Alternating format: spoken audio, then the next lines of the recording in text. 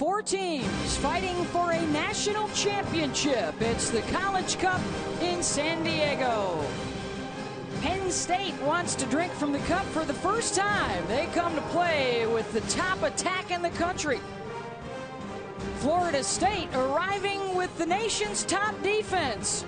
They too want a first national championship. They've got a school record 20 wins on the season.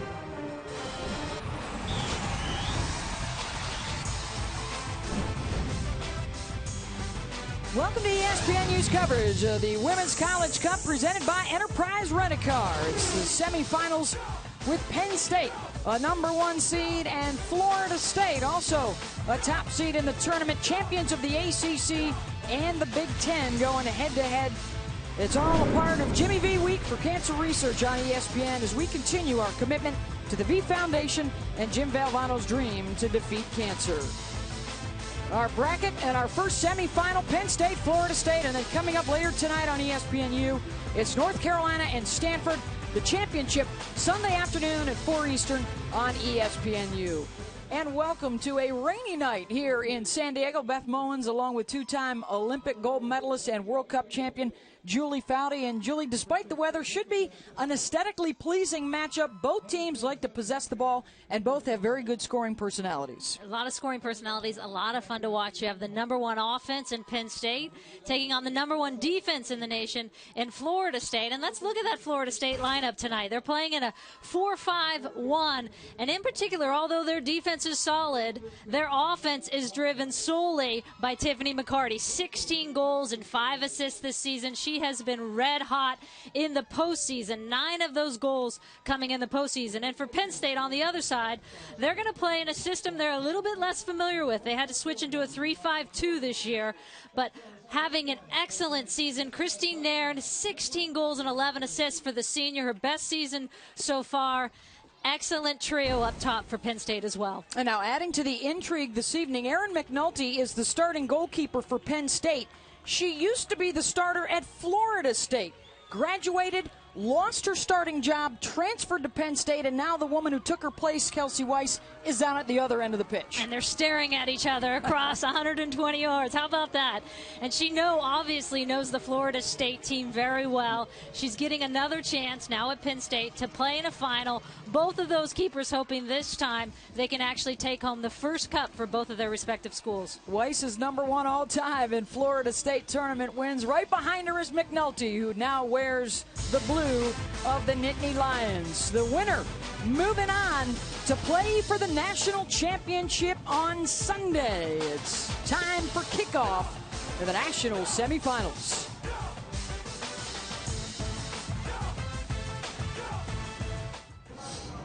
Division I student athletes have higher SAT and ACT scores than college-bound students.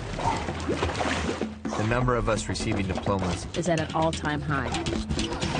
African American males who are student athletes are 10% more likely to graduate. Still think we're just a bunch of dumb jocks? You need to do your homework. There are over 400,000 NCAA student athletes, and just about all of us will be going pro in something other than sports.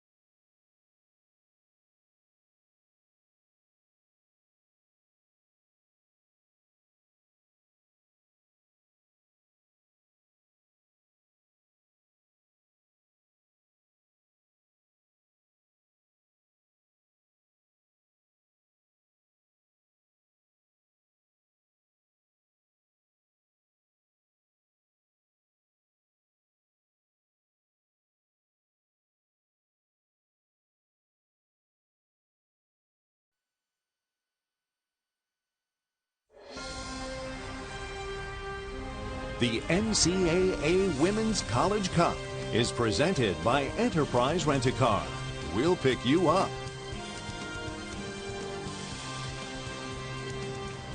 Welcome back to Torero Stadium in San Diego. Our first national semifinal at the 2012 Women's College Cup. It's Penn State, Florida State. Mark Krikorian is the head coach for the Seminoles at 20-3 on the year, his 8th season, his 5th trip to the College Cup, 6th overall for this Seminole program. And one of his former assistant coaches, Erica Walsh, is now in her 6th season on the Penn State sideline. It is the 4th trip to the College Cup for the Nittany Lions, their first since 2005. And let's send it down now for a report on the field from Kat Whitehill. Yeah, it's definitely an interesting matchup between the two coaches. Erica Walsh was actually the first coach, assistant coach under Mark Krikorian. So they talk about how great their relationship is, and Erica says that he is the biggest mentor for her, and that if it wasn't for him and the coaching, then she wouldn't be where she was today. And for Mark, he was one of the first people to call her up as they beat Duke, knowing they would face each other, but he wanted to congratulate her. They consider each other family. They play similar playing styles, so it'll definitely be interesting tonight. Different philosophies, a different feel, or similar philosophies, similar feel for the game. It's a warm night, 64 degrees, but obviously on the wet side. It's been raining here for much of the afternoon and right up until kickoff and into this match. The winner moving on to the finals on Sunday, and it's Florida State in all white, Penn State in all blue.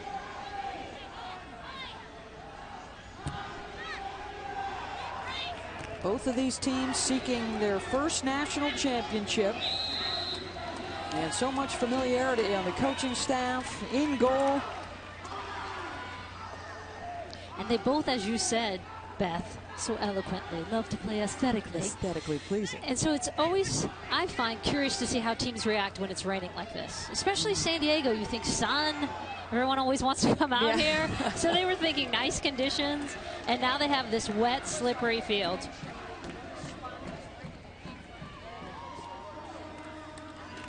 The field appears to be in decent shape for the most part, with the possibility of some mud right in front of goal, of all places, the last place you'd like to see it if you're in the goalkeeper's shoes.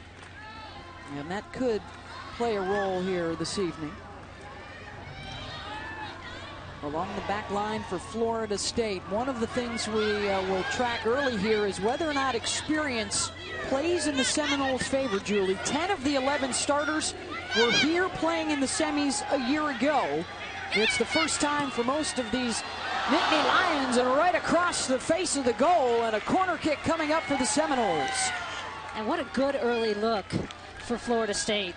Thanks to Jamia Fields on that right flank, and she's going to be busy all night. She wants to get down that flank, whip it across in that rain, hope it can take some type of even deflection in that. And a collision in goal. That was Dagny Brynjarsdottir, who collided with McNulty, who seems to be able to shake it off. The senior from Canada between the pipes tonight. Tiana Brockway with the corner kick. Played back to Ines Jarina, looking far post. Up to get a head on it was Brynjarsdottir, and out, but ricocheting off of the Penn State defender, and quickly another corner. How about that for a welcome from McNulty from her old teammates? Happy to see you. Let me push you into the goal mouth. Another set piece here for Brockway, the senior out of Tacoma. Cleared out of the area by Penn State.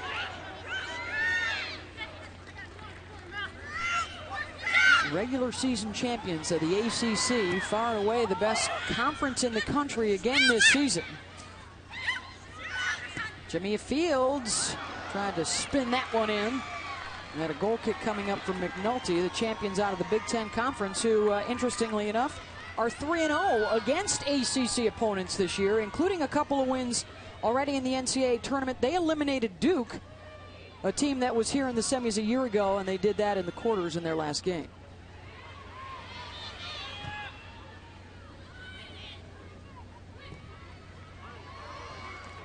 Jarina tried to come up.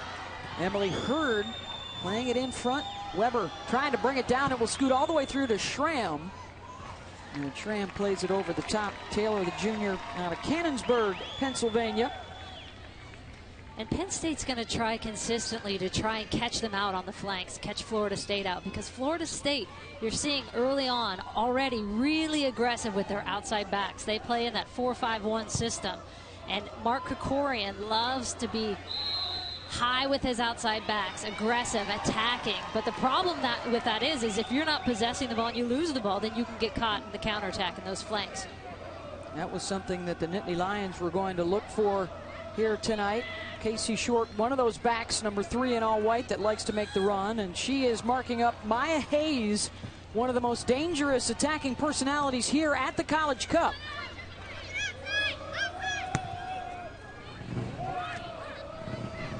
The Big Ten forward of the year, spent some time with the U20 national team.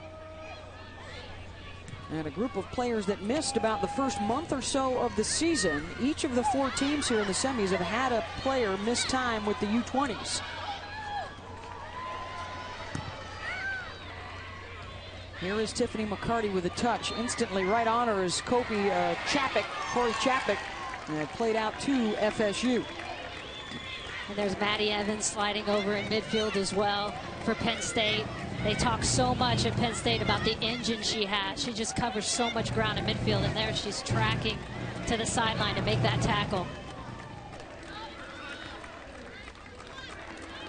It's been an extraordinary turnaround this season for Penn State, and a lot of it a direct result of the improved play of their senior number 10 in blue, Christine Nairn, who recommitted herself. In particular on the fitness side, spent much of the offseason not in cleats but in sneakers, doing a lot of running. Said she not only wanted to be a better player but a better leader for this Penn State team, and the rest of the Nittany Lions have followed Nairn's lead. And Erica Walsh was very transparent about, it's been a tumultuous relationship because she hasn't embraced that fitness, and sometimes players, they take a while to buy into that. And finally, she said in this offseason, I said, if I'm going to be the player I think I can be, and I know other players think I can be, I need to step it up fitness-wise. And that's been the difference because she's always had the raw talent and the skills and all of those other pieces of the puzzle. Here is Nairn, ball at her feet, looking for Hayes. They've been a lethal link-up in the postseason. Now Brynjarsdottir, out of Iceland, one of 8 internationals wearing the white jerseys of the Seminoles here this evening. Mark Krikorian and his staff have always recruited well internationally.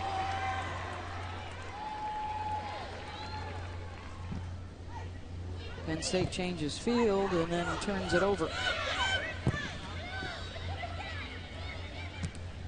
With players from Australia, England, France, Germany, Iceland, Japan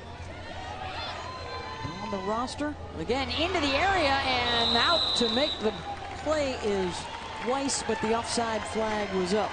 And after weathering that first 5 minutes that Florida State came out strong, Penn State starting to turn it around. You're seeing their midfield putting pressure on the ball early to win balls back defensively. Rodriguez in the middle for them, threading balls. Couple of shots now for both sides. Brynjarsdottir working with Fields, also Price and McCarty up top. Played back to Brynjarsdottir at the edge of the box. Brockway back to Jurina as they patiently build. Fields, and the third corner kick already for Florida State in a driving rain here in San Diego, the first of our 2 national semis.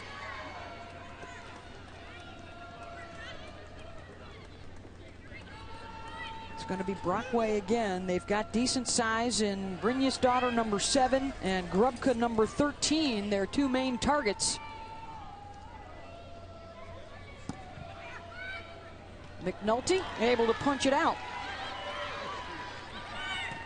And Hurd will just play it forward into space so that the Nittany Lions can regroup.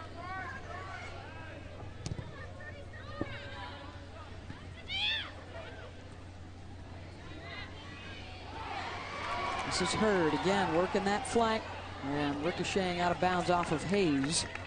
who was looking for the ball to the inside foot. And if Florida State plays it right on the flanks with Fields pressing and then Jarina behind her, you're going to have a busy, busy night for Corey Chapek. She is going to be feeling the heat from the flanks.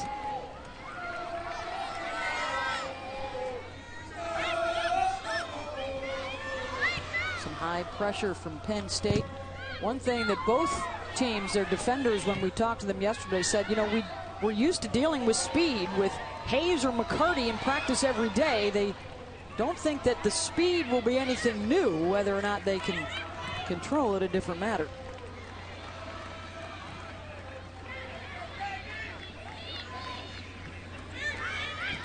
In midfield, Maddie Evans looking to play it out wide. There you get a good look of the three defenders, the three-back shape here for Penn State. Something totally new for them this season, as they lost both of their central defenders to injury before the season even started. And it's a new look that's worked out all right for How about that? Walsh. Your two center backs that have been your 4-year starters, one of them your captain, and all of a sudden you're thrown. And she says, I didn't even have another center back, Erica Walsh said. I had to pull back Winston Church, who's a holding midfielder. She was my starting holding midfielder. She's only a sophomore, so she's playing in the center back position for Penn State and has just led that back line. She said if she is not in a World Cup in the near future, I would be shocked. She's so impressed with her. Coach speak, and the ricochet, McCarty giving a run at it, and McNulty out to scoop it up. Down to Catherine White, who's right next to the Penn State bench. Yeah, you were talking about that three-back system. I actually heard Coach Erica Walsh from Penn State talking to Corey Chapek, saying you're being too conservative. You have to get out to number 4 Jamia Fields a lot faster, and that's what Florida State has been exploiting this whole game so far. So watch out for that matchup. Thank you very much, Kat. And now it's the Nittany Lions that win the corner, and the thrust forward from Emily Hurd.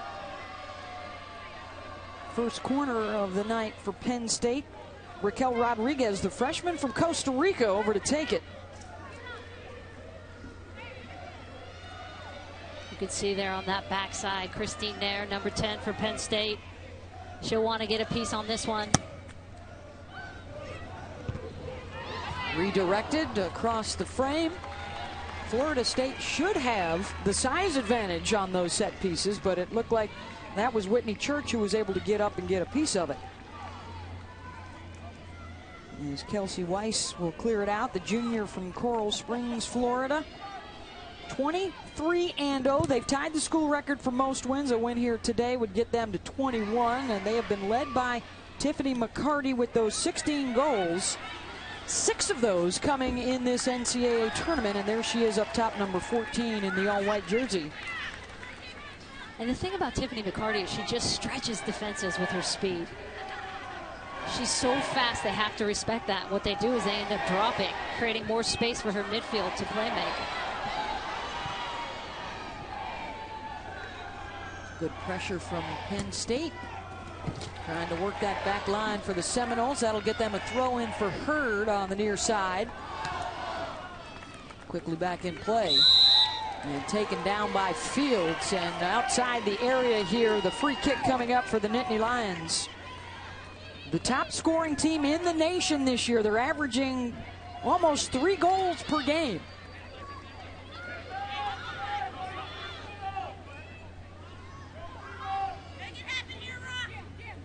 It's going to be Rodriguez again to take the free kick.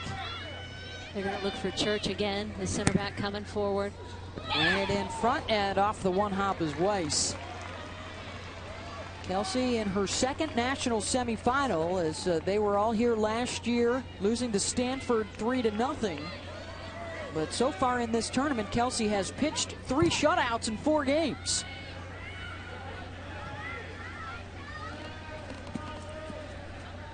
And all the way down to her counterpart, Erin McNulty.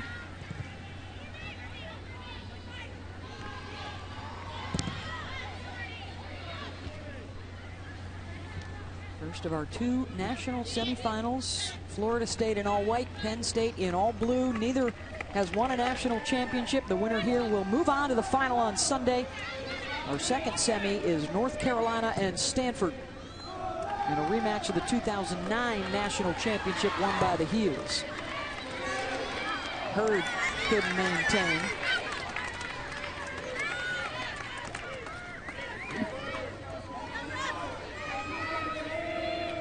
The heavy rain is settled down a bit to a steady mist right now.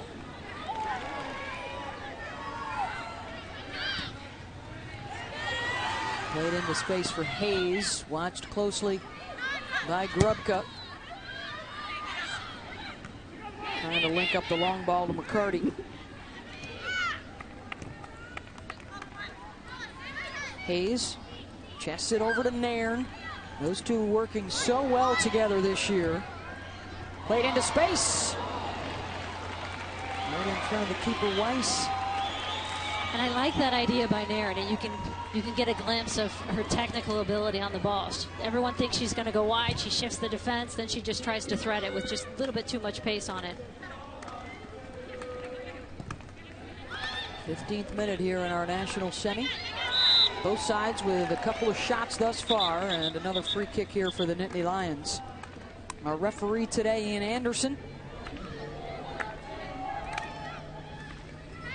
And with Penn State starting to win a bit more possession, what it does is it forces Florida to have to stay home. Those outside backs that want to fly forward, they've got to stay back. They've got to stay conservative. And in a conservative stance, Florida State just isn't the same team. So Penn State, even in this rain, doing a good job right now of kind of dictating that tempo. We're starting to see, too, the ball skidding a bit, Julie, on the long balls in particular over the top. They may start to need to get a little more air underneath it in order to try and drop it down at the feet of the forwards. Well, the good news for the players is when it rains in California, it doesn't rain like it rains in Florida. Yeah. You're just not going to get those big old puddles on the field that you see when it just dumps in Florida. Weber leaves it off, trying to thread it through to Hayes.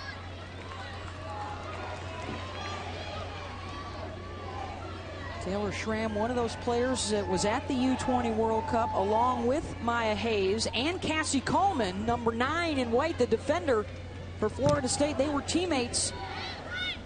And when we talk about the U20 World Cup, it's not just playing over in Japan for a month or so, but it's getting together with the team really that started back in January, the commitment that they had to make.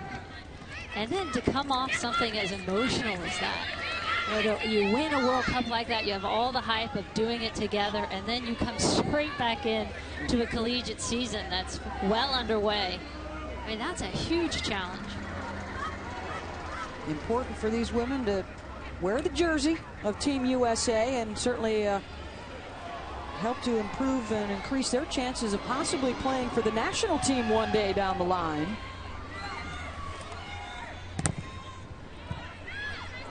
Off the deflection, Nairn looking for some room to operate, fires it at Wys and through the gloves and just missed the target.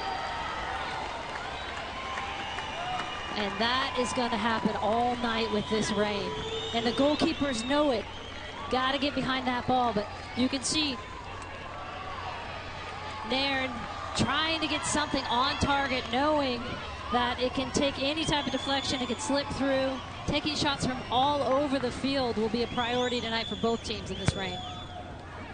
Corner kick, again looking for Church, and a whistle in the box.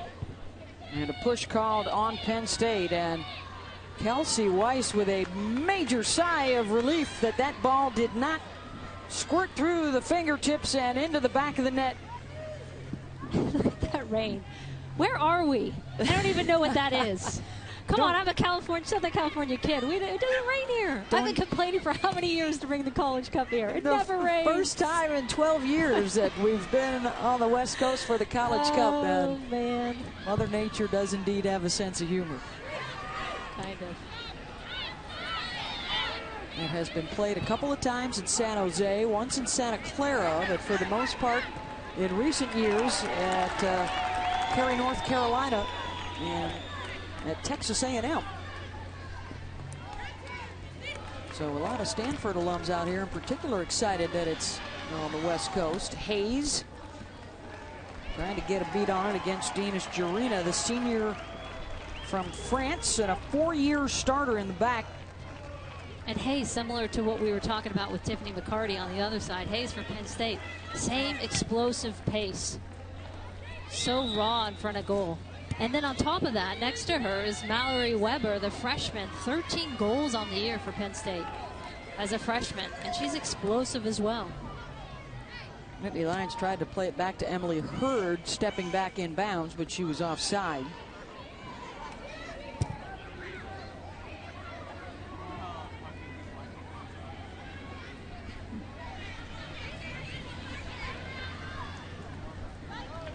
Minute here at the College Cup National Semis. By the way, this year there is no media timeout midway through the first and second half. We'll play straight through, the clock ticking down to 0. There is no added time or stoppage time in the college game.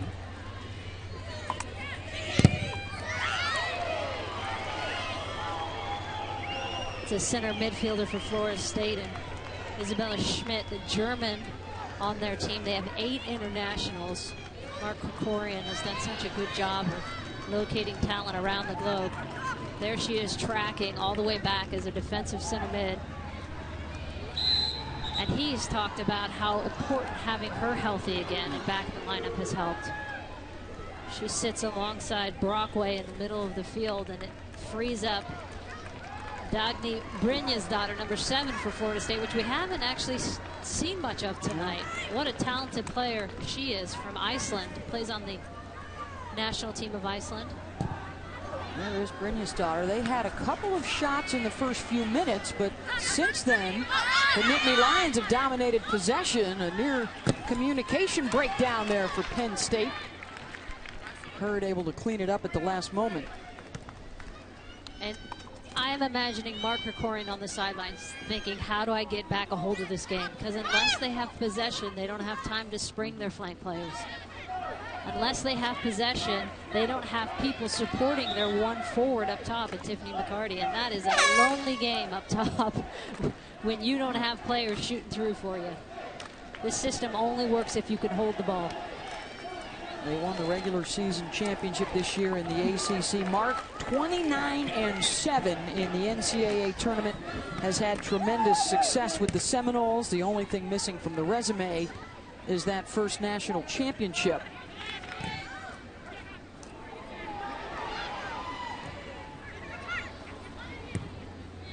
I really like number 11 for Penn State in the middle, Raquel Rodriguez, Costa Rican national team player. Very good on the ball. Every time she gets it, if it's unsettled, she's settling it. She's bringing it down. She's threading a ball. You need someone in the center of the field doing that for you. Some of the youngsters for Penn State have done well so far in the first substitution, and it is one of note. It is Carson Pickett, the freshman from Jacksonville. You will notice the left arm of Carson, born without her arm from elbow down on that left hand, and the tattoo she's got on her right wrist. Imperfection is beauty. It has not hampered her soccer career in the least. And living out her dream, grew up in Jacksonville following the Seminoles, and now wearing the jersey at the College Cup. And what her teammates love most about her is, number 1, the confidence with which she plays is, and number 2, on that left side, she has a lethal left foot to deliver crosses into the box. Yeah, what a player. What a player. Won state championships at St. John's when she was playing. 3 state championships. All-time leader in assists, second in goals. And she talks about it and says, you know, people want to treat me like I have a disability, when in fact, I don't see myself like that. I don't. They want to give me extra things, help me out more. And I love her attitude towards it. I love the tattoo. She is out on the left side in white, number 16, for the Seminoles.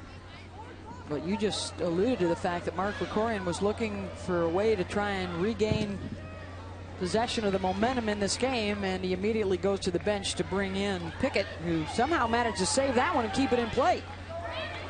Brynjarsdottir with the turn. It wasn't a clean one.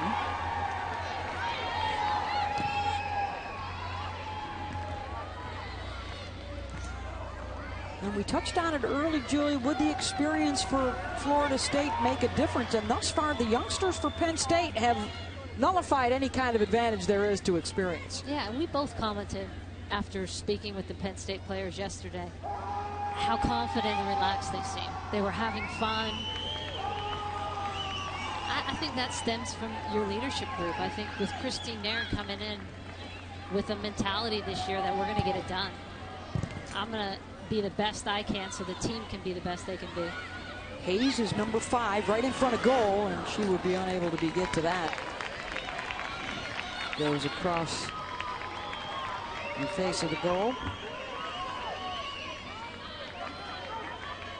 For Penn State, the 4-0 win in the first round, and 5-2 over Boston College in the second. They needed PKs to knock off their Big Ten sisters from Michigan, and then the win at home at Jeffrey Field over Duke.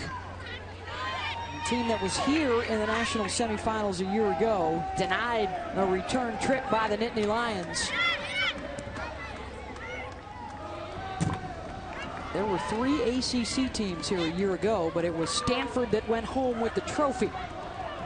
Florida State and North Carolina are back this year from the ACC, and here's McCarty. Heels will be taking on Stanford in our second semifinal. Short, here's one of those backs, pushing it forward, cleared out of the 6. And out of danger.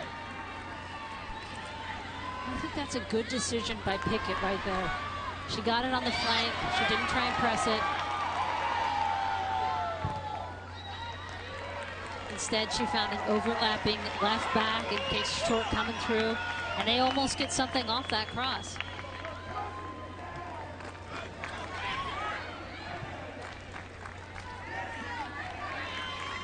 Well, the NCAA Women's College Cup continues with the national championship on Sunday at 4 Eastern on ESPNU. For more tournament coverage and information, log on to NCAA.com, your home for all 89 NCAA championships. Fields settles into the area, 1v1, and taken away by number 14, Corey Chapek.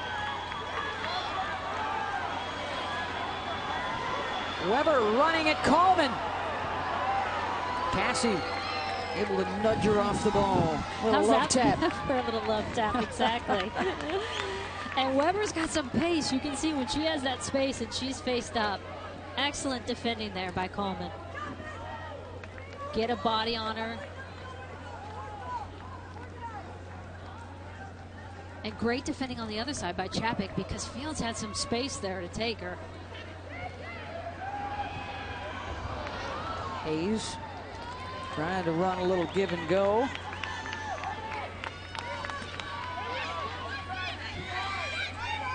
And you could see the space that the right midfielder had Fields and what she had early on in the game. If Florida State can switch it quickly, in that 3-back that Penn State's playing, that opposite flank is wide open. Here comes the run from Short from the back. Now it's Carson Pickett trying to go to work on Bree Hovington. Puts it over the touchline, throw in Knowles. Clock winds down in college soccer. 17:40 to go here in the first. Looking to go far post, McNulty's got it covered, and a goal kick for Penn State.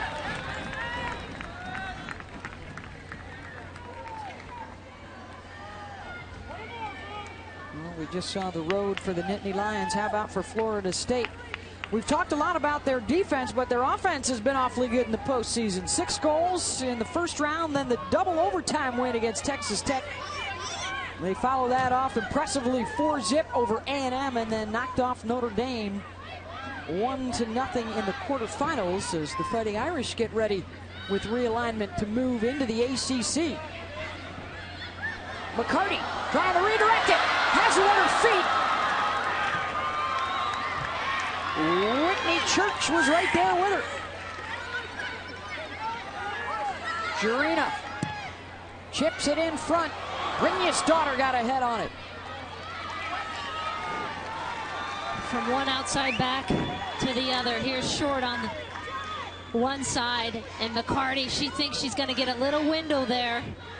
Excellent defending by Penn State in the end, because McCarty, she doesn't need much of a sniff in front of goal. 9 goals, as we said, in this postseason.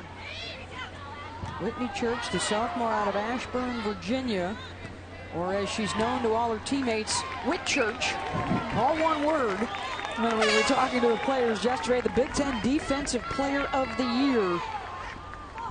And her coach, Erica Walsh, loves her maturity and her focus back there. She had to rely on both to deny McCarty. Substitution, Tani Costa coming in here in the 30th minute, the junior from Honolulu.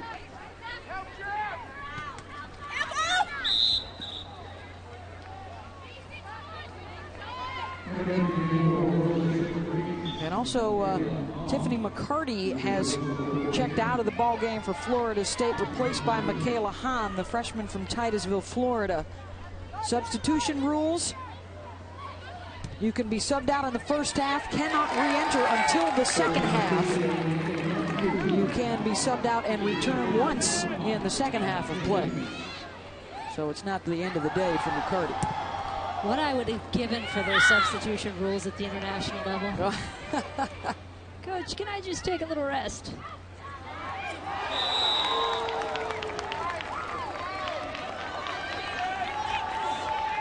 Yeah, that's a situation that all these teams have relied on their bench play throughout the NCAA tournament.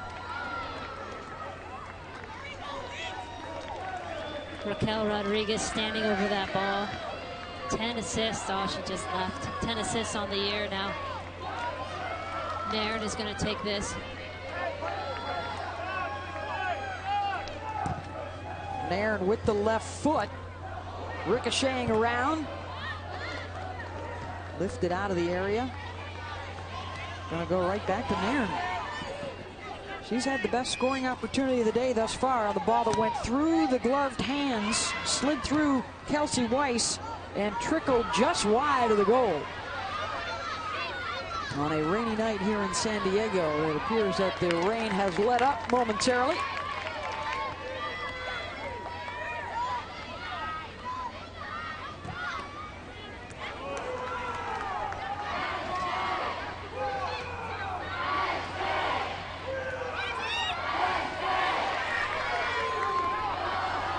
Some good high pressure from Penn State. Both teams playing 5 in the middle, and right now, I would say with under 15 minutes left, that middle part, that middle 3 has been won by Penn State, and the flanks have been won by Florida State. And I think the challenge for Florida State, if they want to possess the ball, as we've talked about, is to get those middle 3 a little bit more engaged on the ball. Hahn switches it over to the left side. Pickett, Brynjarsdottir at the edge of the area. Couldn't control. Dagny off the ricochet. McNulty down to get it as the keeper smothers. And when you have the rain like this, Beth, you just shoot the ball. Hit it whenever you can, because it's so slick, as you've seen with Wys. Too much passing for my taste with the rain like this. Just crank them. You get it on frame and something's going to skip. Let the weather help the goalkeeper make a mistake. Good run into the area for Penn State. Taylor Schramm. Now it's Weber, number 16 in blue. Good piece of defense there by Florida State, and Casey Short. And the whistle going against Penn State. Short, the 5th-year senior out of Naperville, Illinois. Holding down that left side. Florida State has allowed just 13 goals all season. And a new school record for this defense, 17 shutouts, including 3 here in the NCAA tournament through the first 4 matches.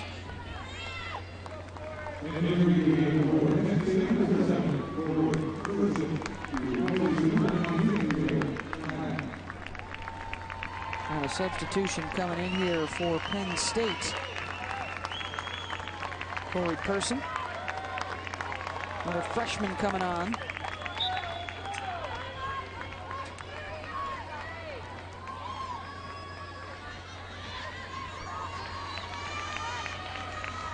Penn State will maintain on the far side, approaching 11 minutes to go. No stoppage time added to the clock here in college soccer.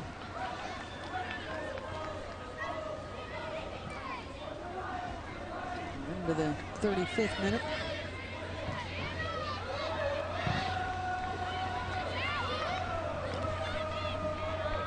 McCarty has had the one chance thus far. She has since subbed out of the game. We'll see her again in the second half.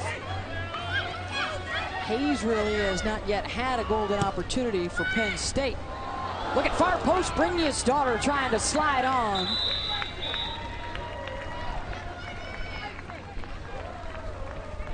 And a shaken up Seminole out at midfield. Tiana Brockway, 93 starts in 94 games for the Seminoles.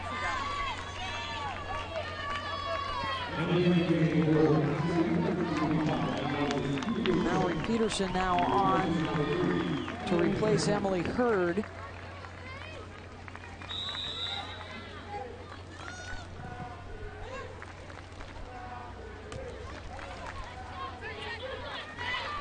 Christine Nairn, number 10 in blue. Some room to roam. A little bit ambitious on that attempt. Yeah, because she breaks through well. And then she just doesn't recognize what her options are. I don't think that's the best option, obviously. She had space to run at that back line and make them make a decision. Then you could slip someone through.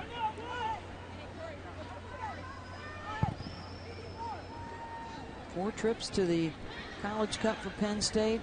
The last three, all semifinal losses. They are trying to get to the championship for the first time. Florida State has been there once, back in 2007. And this their sixth trip to the semis.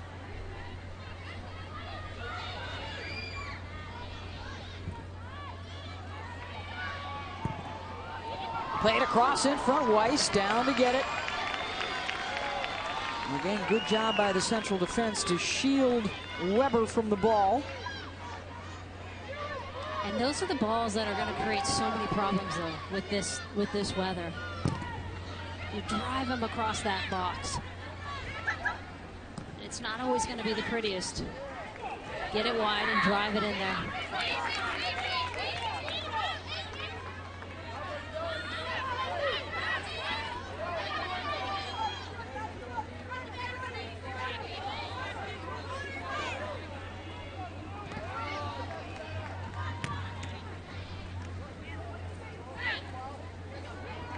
Now to play to Penn State. Well, the rain has let up momentarily, but since it's such a mild night, it's in the mid-60s here. Now the fog's starting to roll in at Torero Stadium in San Diego, California, of all places. Beth Mowens, Julie Foudy, Catherine Whitehill, and a couple of teams trying to win their first national championship. Second semifinal coming up later tonight, Stanford and North Carolina.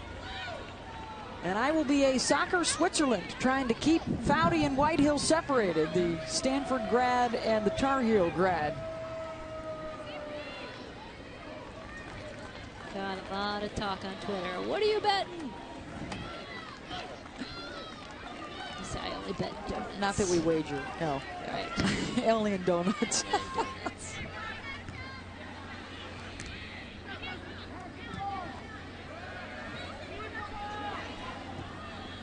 Jamia Fields, who has moved from the right side now into the middle, replacing McCarty. And the ricochet goal kick. Those back three for Penn State doing a good job. Staying balanced, keeping their spacing, which is hard to do in the three back. I think actually the four back for Florida State, which came in as the #1 ranked defense in the nation, has been a little bit jumpy tonight. They're not into their usual rhythm. You have two really dominant center backs that are put under a lot of pressure. Jamia Hahn with a nice move into space to free herself up. Brockway. Out wide, Brynjarsdottir, number 7 in white, is a good target in the area right now. Trying to locate herself along that back post. And it goes for naught for Florida State. Well, you can help us beat cancer. The V Foundation awarding 100% of direct donations to fund cancer research. Operating expenses are all paid for by an endowment fund, so all of your donations go right to cancer research. Log on today to jimmyv.org or make that phone call, 1-800-4-JIMMY-V, to make your donation to the V Foundation.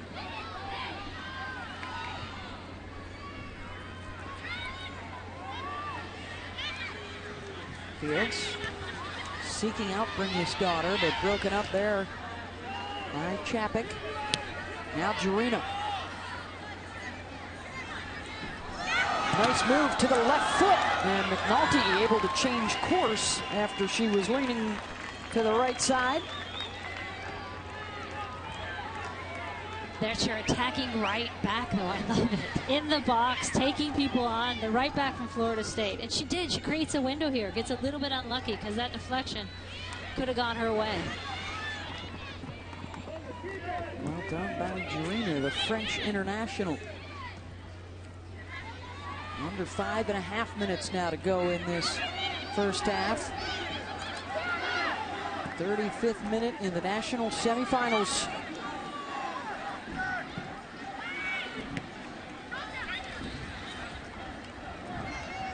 Schmid tried to run onto it. Now it's Christine Nairn.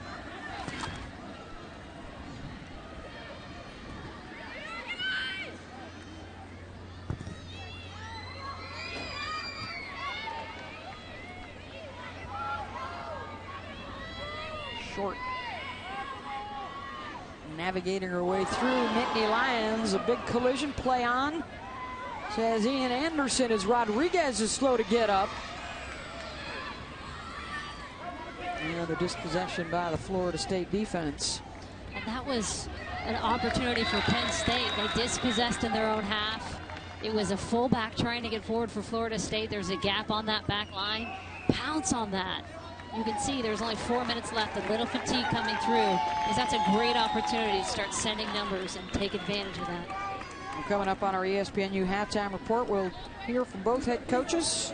Julie had a chance to talk with David Beckham the other day. We'll hear some of that. And we've got a preview for you. Carolina and the Cardinal in our second semifinal coming up later tonight on ESPNU.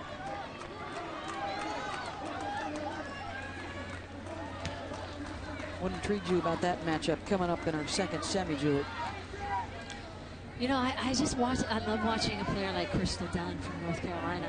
Here's a player who was on the under-20 national team as an outside back. She's played center back for North Carolina. She's played outside midfield. She's played attacking center mid. She's played forward for them. I mean, she won one year. She won ACC Defensive Player of the Year, and then the next, she's Offensive Player of the Year. I mean, she's so versatile. She wears Mia Hamm's college jersey, number 19. And Anson Dorrance is always very careful with his present team not to talk a whole lot about tradition and the success of the past. Of course, all the players know about it, but he doesn't like to apply a whole lot of extra pressure on them. But Dunn is that kind of player that welcomes the opportunity to wear the Mia jersey. And she's heard some comparisons and the opportunity for her possibly to be one of the best they've had. And Anson says she is right there alongside Mia and Christine. Lily is one of the best players I've ever had at North Carolina. And when we talk to the Stanford players, they won the national championship last year. They're excited for the opportunity to win another one, but they're also excited for the chance to add a win against North Carolina. Stanford has never beaten UNC in 11 previous matches. 8 losses, 3 ties. Stanford, Carolina coming up off the miscue in the box. Cleaned up by Jarina. Mallory Weber has been a big-time pest up front there for Penn State tonight. Busy, and she's strong and fast on top of it. She's number 16 in blue.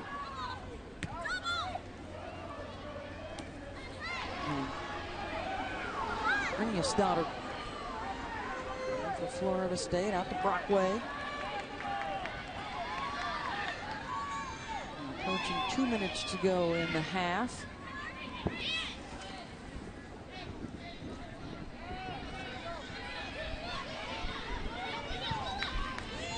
Go ahead, the back pass to Wys.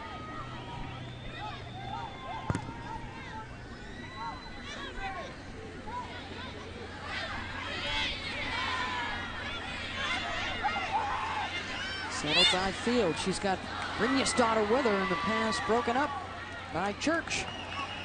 Fields lost that ball there, but she's been excellent at holding the ball, distributing from that high target position as McCarty's been out resting for that into that first half. Quite some time, really. Both Hayes and McCarty came out relatively early in this first half. Yeah, I don't get that. These are young kids. They should be in there playing. Yeah, there you go. They got the engine to do that. Rest. They're probably thinking the same thing. I don't need a rest, coach. Yeah, they're probably thinking, what's that old timer up in the press box talking about? Oh, sweet move by Short, trying to scoot by the defender. Final minute in this first half. No stoppage time in the college game.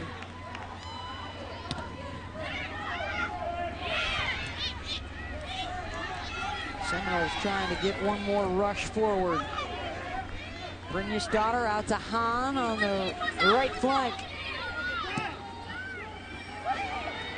Coming up is Schmid, the German international, to the Icelandic international. And it drops right down and trickles back to McNulty.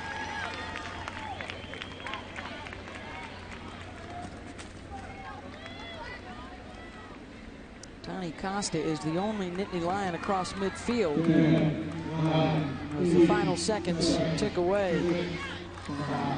Scoreless in this first half of our first national semifinal.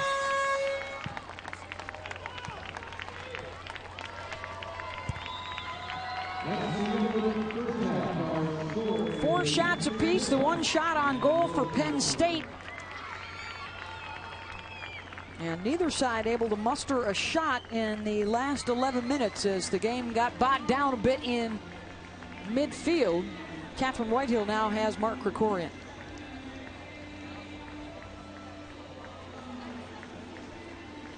How are you going to go into the second half with that same maintenance of possession? Well, I think that, to be honest with you, I think they came out and they fought harder to start the game. I thought they won more first balls and picked up more second balls than we did. And you can't keep the ball if you don't have it. So I think as the game went on, got a hold of it a little bit, and we're able to string some passes together, but it's not good enough. Those back three for Penn State are doing an excellent job with your team. How are you going to beat them in the second half? Well, I think that we need to stretch them out. I mean, they're playing a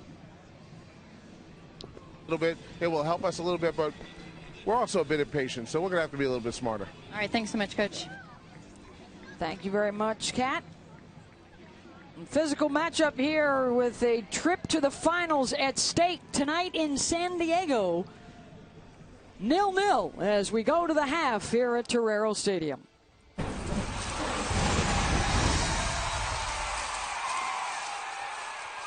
NCAA.com/shop has all the hottest officially licensed 2012 championship merchandise. With over 100,000 items for over 500 college teams, everything you need is in one location. You'll get 365-day hassle-free returns, great customer service, and $4.99 3-day shipping on any size order. Remember, for all your college gear, head to NCAA.com/shop.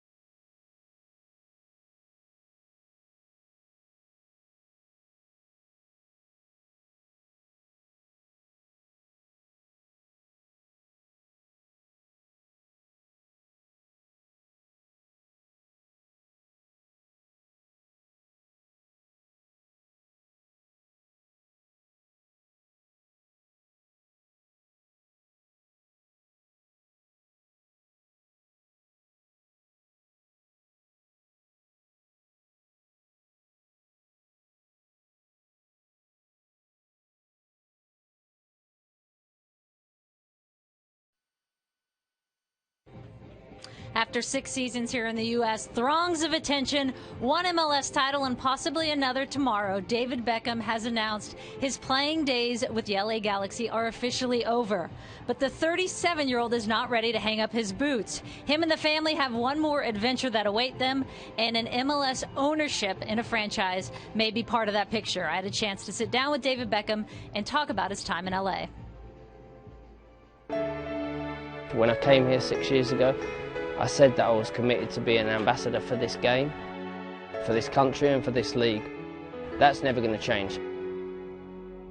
You had always played in leagues that were global brands, and then you come to MLS and you are the global brand. How different was that experience? It was definitely different, but I knew that coming here was always going to be a challenge. And I knew that it was going to be a challenge that I was going to enjoy, because the moment I stepped foot on US soil, the moment that I met my teammates, I knew that I'd made the right decision.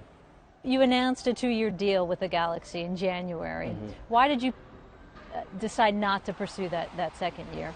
I must admit, at the end of last season, walking off the field, I thought maybe this is the time. Playing a final, winning a final in our own stadium in my last year of my contract kind of felt the right time to just step away. But then I took a couple of weeks and I thought, you know what? I'm not ready to step away yet. I'm not ready to stop playing yet for the Galaxy. And I felt that I had another year in me. There is nobody else better in the world who does it quite like he does. So I just feel that I've achieved everything that I can achieve with the Galaxy on the field. I feel it's the right time. I know you've been quiet on what's next, but what area of the world entices you the most to play in? I honestly don't know yet. You know, I feel very honoured that at 37 years old I'm still having the kind of interest that I've had. It's kind of amazed me. What is it about LA that's so special? I think there's many special parts of LA that we've come to love and enjoy. You know, the moment we arrived here in the US, we kind of got accepted as one of your own, and that meant a lot to us as a family, because when you're a family that has moved from a different country over the other side of the world and you get accepted straight away, that has meant, you know, the world to us. We've had an amazing 6 years here in LA. I don't think we'll ever leave here full time. You know, this will always be part of our lives. It'll always be regarded as our home. How's your surfing coming along, by the way? I've never tried because I've never been allowed. What? Is that in your contract? Boogie boarded. I boogie boarded last year with my son. Allowed. So we rented a house in Malibu for 2 months last summer, and it was actually one of our best summers. The boys were surfing every day, and we were boogie boarding, and it was cold, but it was amazing. And you can watch David Beckham play in his last game for the LA Galaxy tomorrow. MLS Cup 2012, a rematch of last year's 2 finalists, the Houston Dynamo and the LA Galaxy. You can catch it on ESPN, 4:30 p.m. Eastern Time. That's MLS Cup 2012.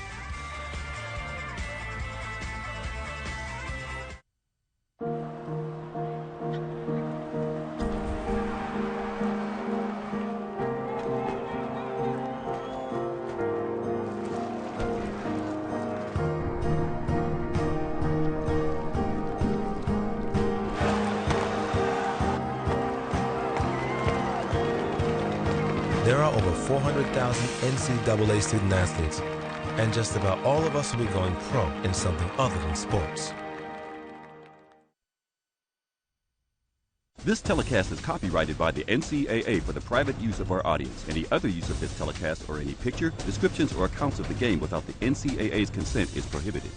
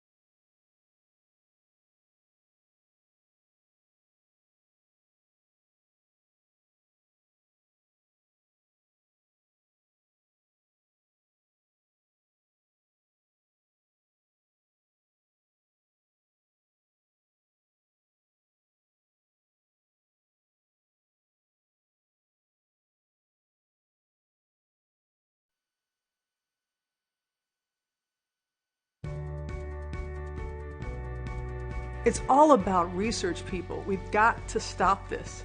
Cutting edge doctors, thinking outside of the box, being revolutionary, trying different things, knowing we have to put an end to cancer. And with the work of the V Foundation, we're going to make it happen. It's going to happen.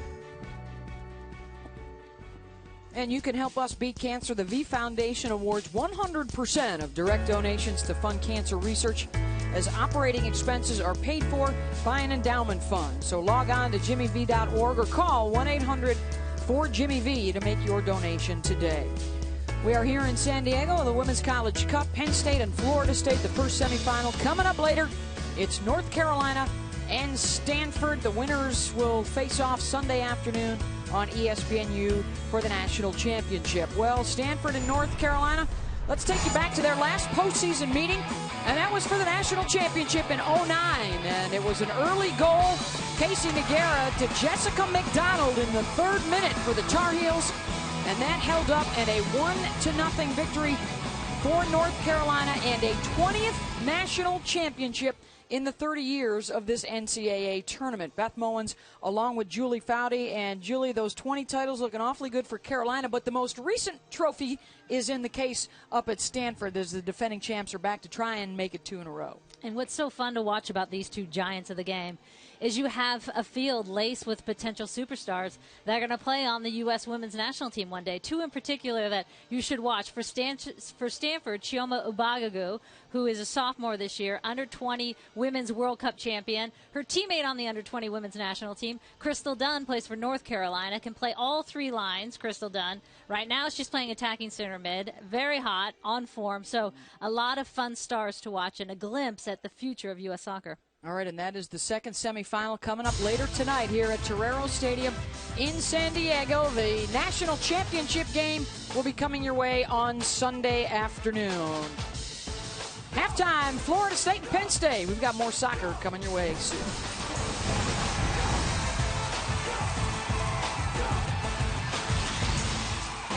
NCAA.com is your online destination for college sports. With comprehensive video highlights and editorial coverage of FCS, Division II and Division III football playoffs, along with soccer, volleyball, cross country, and field hockey championships across all 3 divisions. NCAA.com has extensive coverage of your favorite schools and your favorite sports this fall. NCAA.com, the home of college sports.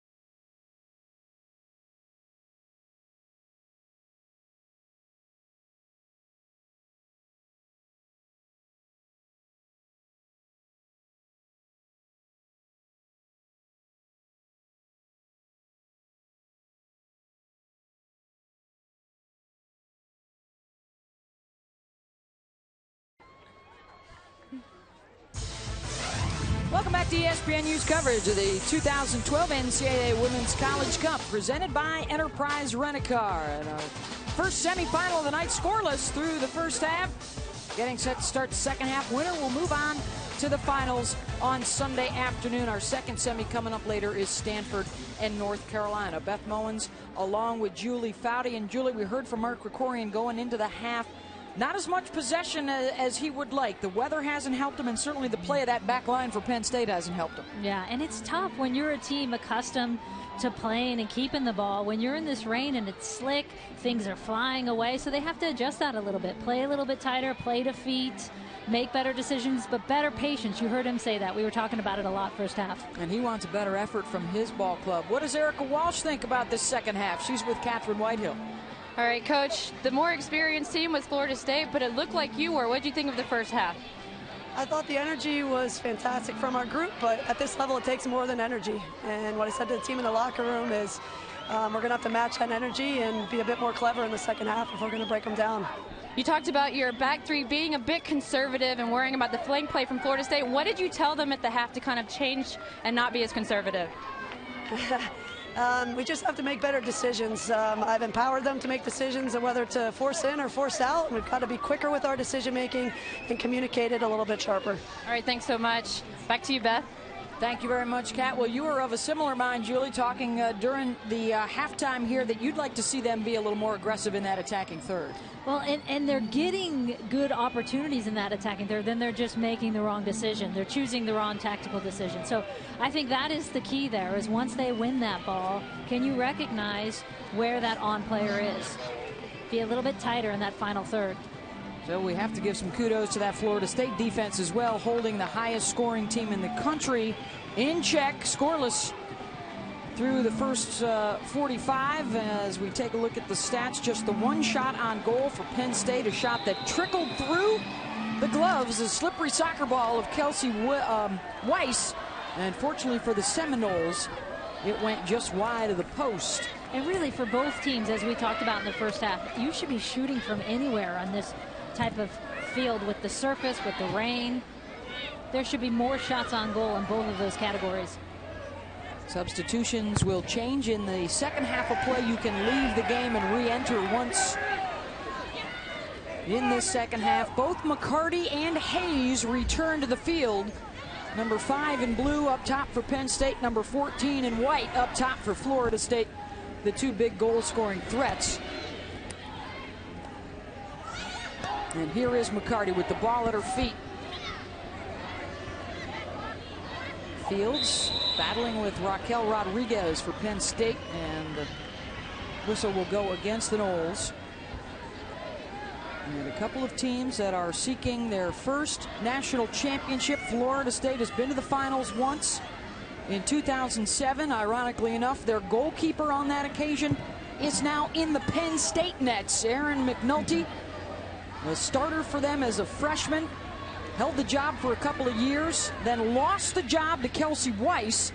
And after her graduation, she still had eligibility, transferred to Penn State, and is now facing her old teammates. And hoping to get the Nittany Lions into the championship match for the first time in school history in this, their 4th trip to the College Cup.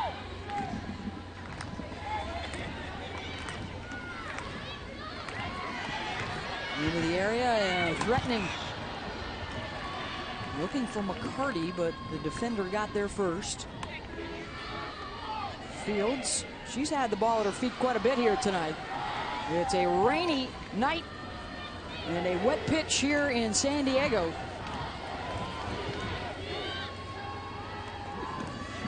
Christine Nairn chipping it for Hayes.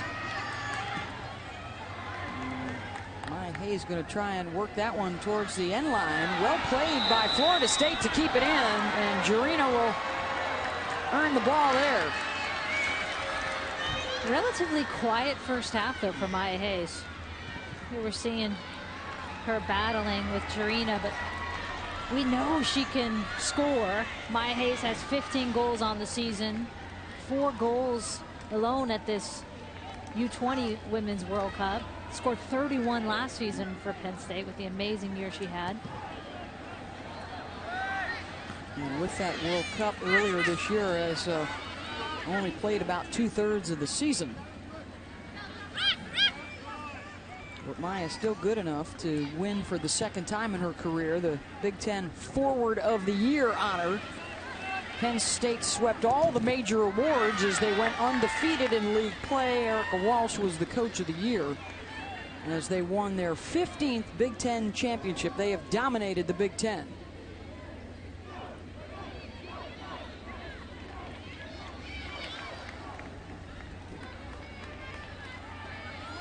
It has been a championship through the first 30 years of NCAA tournament play, dominated by North Carolina. They have 20 national championships. But in the last decade, parity has arrived. And both of these teams seeking their first title here this weekend. And now a corner kick coming up for the Nittany Lions.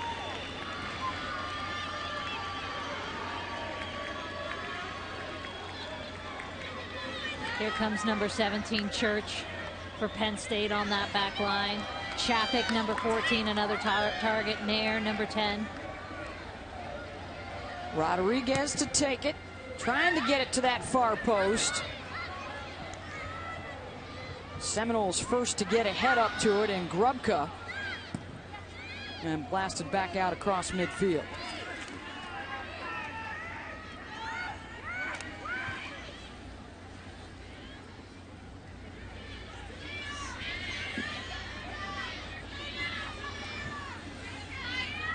So far to start out this second half, Julie, looks like both teams have kept their initial formation in shape, with the three backs staying put for Penn State.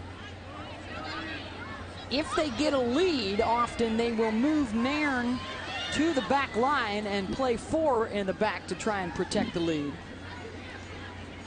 Florida State also sticking to their 4-2-3-1. Jessica Price unable to bring the ball down.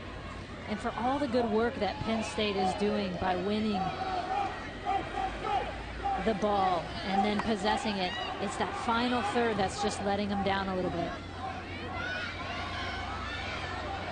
Fields backtracking is Hurd to take it away, and then Brynjarsdottir with the takedown of Corey Chapik in the whistle. And you can see Maya Hayes right now talking to Maddie Payne, her midfielder. They had a miscommunication the play before, and she was saying, look, I'm spinning out. She was pointing to the outside, and she played it inside. And that's, again, a consequence sometimes of the weather, of the slick field. You feel rushed all the time. Things are bouncing around off your shin.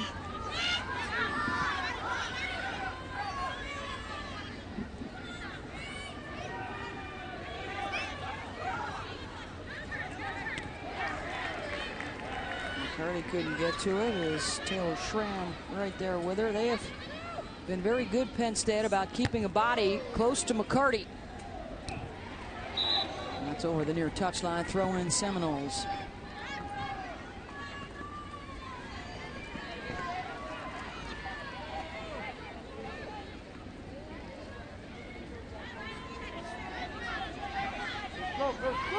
A couple of clubs that have been knocking on the door here at the College Cup in years past. Florida State in particular, one of the dominant teams in the country over the course of the past decade under the leadership of Mark Krikorian.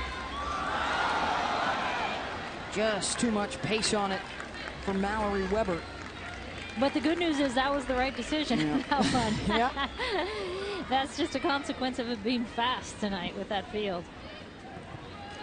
Of course, you love having this success. You'd love to cap it off, Julie, with the national championship. And these two teams, you always have that list that you don't want to be on. The teams that have had tremendous success in the postseason but have yet to win it. And there is the list. And both of these teams are on it. The most wins and trips to the College Cup without a national championship. UCLA has been here 8 times without a title. And sometimes it takes a while. It took Portland and Santa Clara 7 and 6 times to get here. Now Hayes with a chance.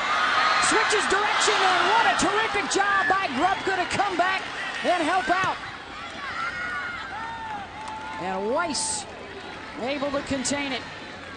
And this is the explosiveness which makes Hayes so dangerous. She can get in behind, she cuts well, and she doesn't even see Grubka. Great defending, comes all the way across, doesn't even see her coming in for that tackle. Right, another example, the second one tonight, of where the weather and the slippery conditions almost did in the Seminoles. Terrific job by Grubka to get back there, the sophomore out of Melbourne, Florida.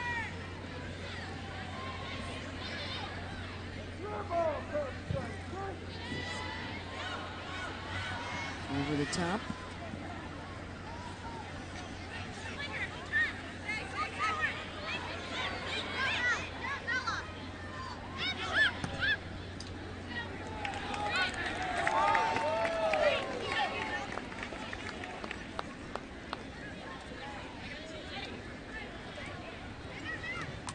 Brockway to Jessica Price, this sixth-year senior who has overcome knee injuries on 2 occasions. The 07 season that she missed, the 2010 season that she missed.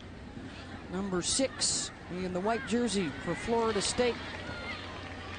And terrific story just to be out there on the field tonight. And then another interesting twist with these two coaches so closely aligned. Price actually played for Penn State coach Erica Walsh in the U17s a couple of years ago, as did Tiffany McCarty. Yeah, she knows both those players well. And it comes as no surprise that Erica Walsh's team is organized defensively. She was the assistant coach for the 2008 Olympic U.S. team under Pia Sundhage, assistant coach for the 2011 World Cup team. And with both of those duties, she was in charge of the back line. Great defensively. They're keeping the game condensed. They're keeping it tight, so Florida State can't hold the ball. There's always pressure on the ball when they turn. Oh, another player that knows a thing or two about defense, Julie, is Catherine Whitehill, who in her former life as Kat Reddick played as a member of a 3-back defense, and the shot over the top. And the first good attempt of the night for Tiffany McCarty. The 3-backs have been able to keep her quiet thus far. Nice little run off the ball to create that space. She's got it. She just wants to get it on frame with this weather. Driving it, trying to drive it low, but you can see she had the space finally. Penn State hasn't given her much space all night. McCarty waiting. Brynjarsdottir arriving behind her. Taken away by Penn State. Kat, what are some of the challenges of playing that 3-back as you did in your career at North Carolina, as we see Nairn now making a push forward?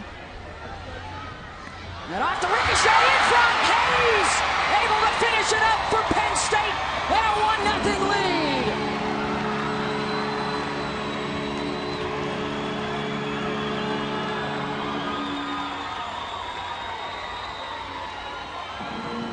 Wys unable to hang on in front, and slippery conditions here tonight in San Diego, and Hayes able to pounce. And how many times have we seen the ball go across the box in front of the goalkeeper, and there's not a forward crashing on the other side? Hayes getting in there, and most importantly recognizes, I got to get in near post to be close. So many players want to go to that back post, and they're not around the ball when it comes loose like this. Weber just trying to get something across the frame, and Hayes with the perfect positioning, because this is going to happen in this rain. Wys is not going to be able to hold on to everything. We've seen it tonight, and a great finish from a run that was so important for Penn State. Mallory Weber with the assist to Maya Hayes with the goal. And for Hayes, 16th of the season. And a huge one there for Penn State.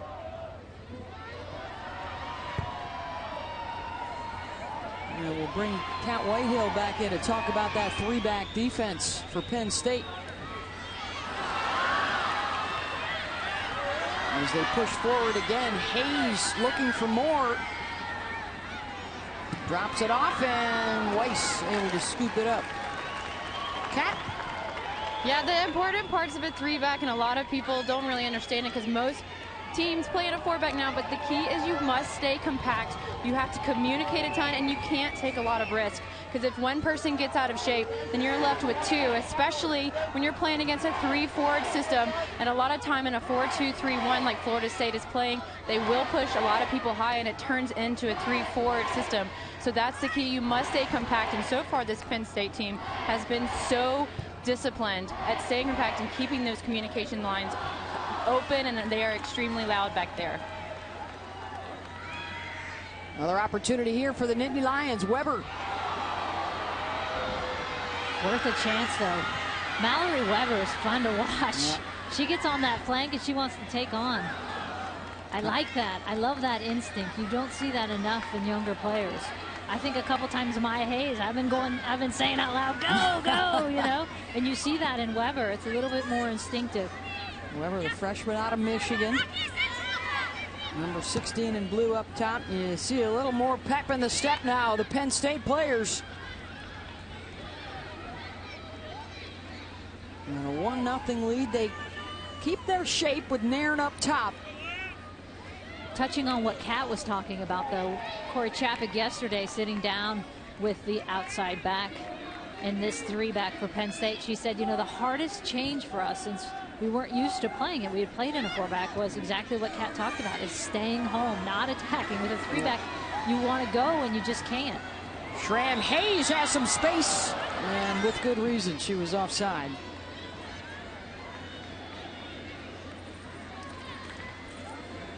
Chapik, Church, and Hovington, the three in the back.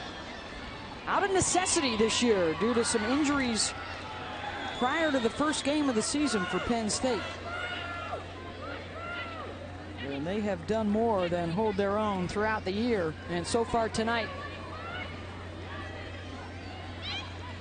The benefit, though, of going to that 3-back is those front 7 now have the freedom to go, because those 3 are going to stay. If they stay organized enough and you hold the ball.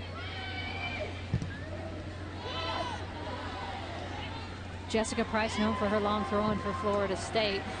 Lots of assists off it. Not tonight. Had a tough time holding on to that ball in this wet weather. McCarty. 1v3 for McCarty, waiting for Brynjarsdottir to arrive, and McCarty switching over to the left. Has some time, dropping it off for Fields, looking to tee it up on the left side. Save McNulty.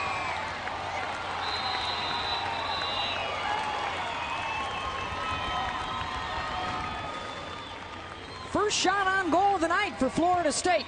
Fields just trying to get a little bit of a window, and boy, she hits that one well. What a good save by McNulty to cover all the way to her right. Boy, you got the feeling, Julie, when we first started talking about this story at the beginning of the night. Erin McNulty in goal for Penn State. Started out her career at Florida State, played in the College Cup. You were wondering what kind of thoughts were going through her mind. She was not made available to the media yesterday. We did not have a chance, even though we requested to talk to her. They wanted her to stay focused on the game at hand here tonight. Would she be called upon to make a huge save that might knock her former teammates out? And she had a nice one there. Here's Hayes. As the rain now has started to fall harder here in San Diego. And the one goal getting in after Kelsey Wys was unable to hang on to a slippery soccer ball, and Maya Hayes pounced on the ricochet and put it into the back of the net. And on that Fields ball that she got was McCarty trying to beat a couple players, and she still has time on the ball. And a player like McCarty, a senior with the experience she has, with the goal-scoring tendency she has, you want them to take over a game. I want her in that box to take on, create a window, and try something. Nairn spinning it in to Wys, who handles it. I mean, these will be the moments in the next 25 minutes where your stars need to step up.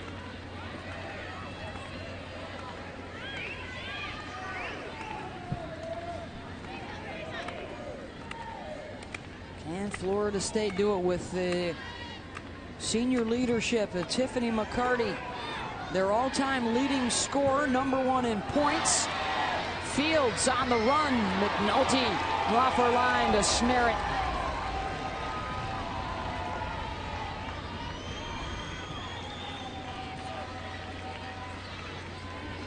'63rd minute. Penn State inching closer to its first trip to the championship game.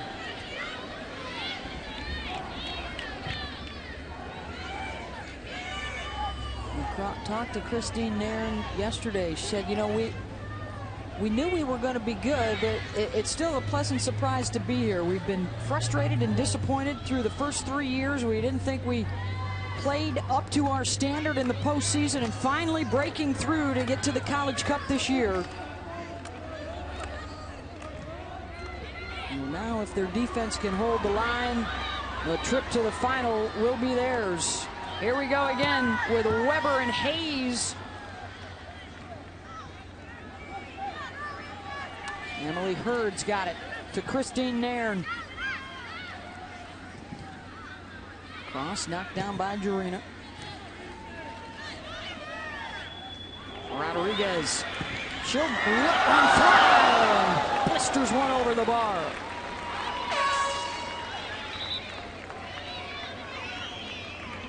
And that center three for Penn State has been impressive tonight. Rodriguez really so settling on the ball, and you can see she can also rip one from distance as well. Players talked about her yesterday, just having this wonderful touch on the ball. Great service. That's Kristin Nairn yelling to her teammates, go.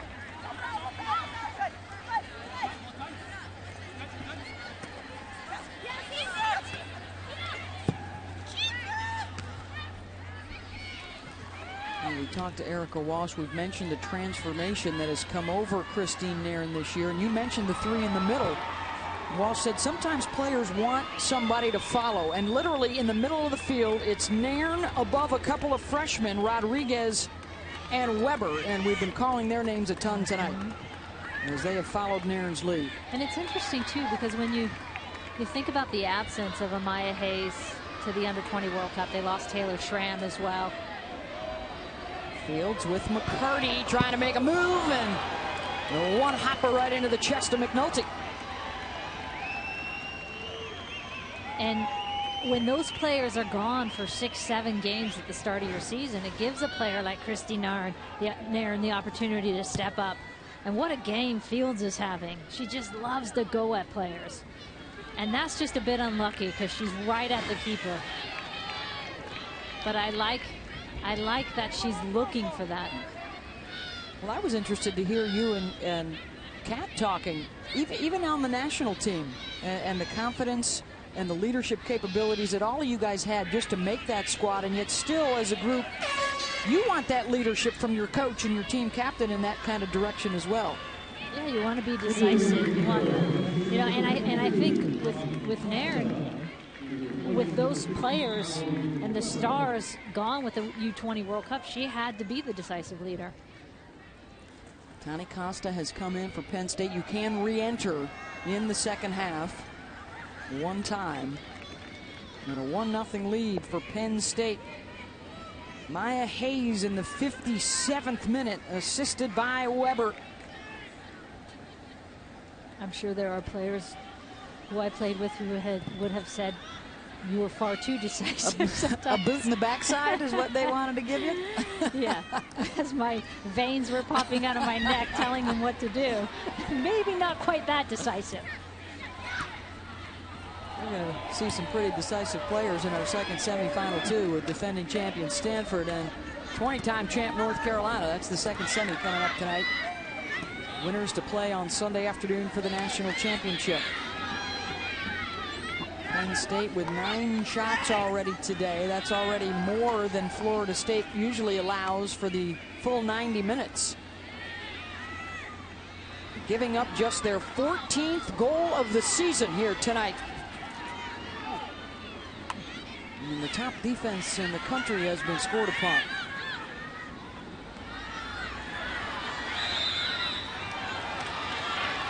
Down goes a Seminole. And that's Jamia Fields.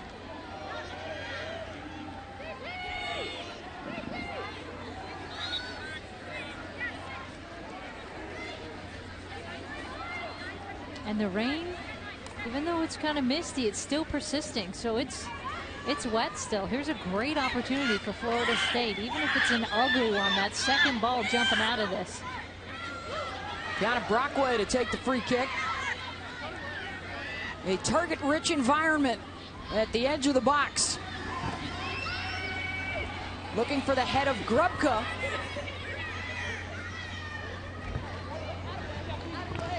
They save the corner kick, a throw in here, and a very good throw-in weapon here in Jessica Price. On a good night can throw this one into the box. And she'll be targeting that number 13 Grubka right at the 6-yard box. There she is, trying to flick it on. Something Florida State's been very successful with this year.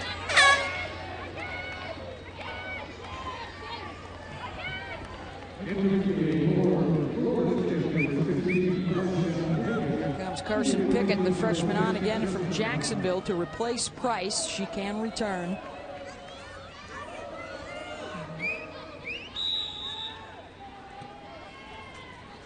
Carson Pickett born without her left arm from the elbow down. Not a hindrance at all. She played in the first half, back out there to contribute here in the second. Former Florida Prep Player of the Year. They like her left foot down that flank. Here is Pickett.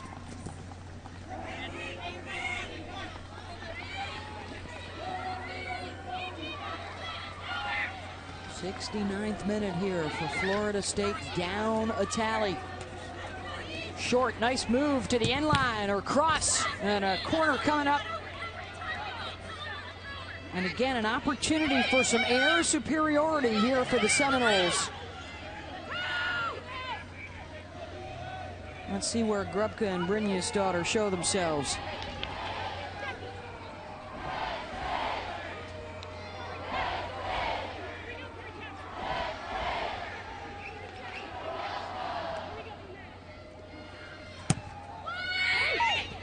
Looking for Grubka. Cleared out of there again by that back line. Right in at McNulty. Handles that one near post.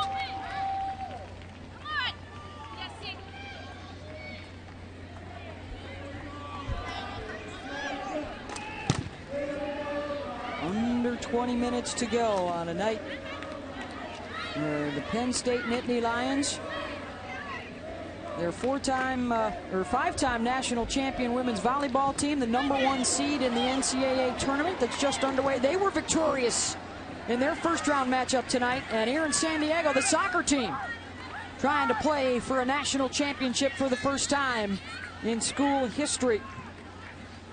Maya Hayes, the goal in the 57th minute, the difference right now. And with less than 20, this is where Florida State's got to change the urgency.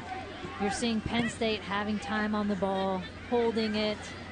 And right now you're seeing what looks like to me a fatigued Florida State side. They got to step it up. You got 20 minutes to create something here.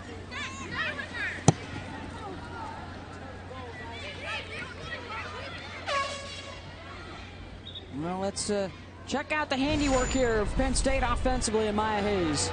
And that's Weber feeding it across, and Hayes opportunistic, which goal scorers are the best, have this wonderful sense to know where to be. Makes her run to the near post. Wys unable to hold the ball. And there she is to make it look easy.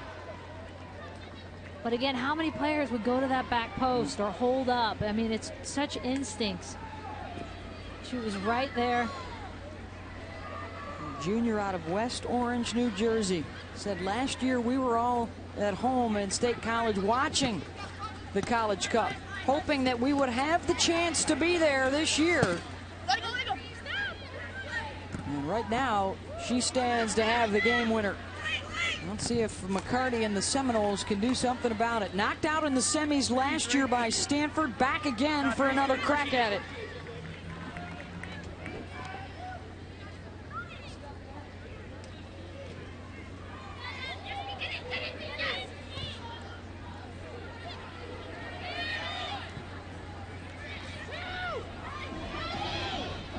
Florida State building. McCarty trying to settle it to the top of the box. Now Jurina. Fields working on Hurd. Fields to the touch. McNulty there. Again, we keep calling Fields his name. She's working that right flank, expending a lot of energy. I'm just not seeing it everywhere else on the field for Florida State. Sophomore out of Alta Loma, California, working hard tonight. You know, I think part of it too, Beth, is Florida State's not accustomed to chasing. You know, when you don't have the ball, chasing is exhausting. It's frustrating, it's exhausting, so that combination is just fatiguing. They like to have the ball at their feet. That has not been the case for much of this night. And what can they muster late here? 16 and a half to go as the clock continues to wind down closer to the 0 hour. Maddie Evans, the senior out of Glenside, PA, with that captain's armband on.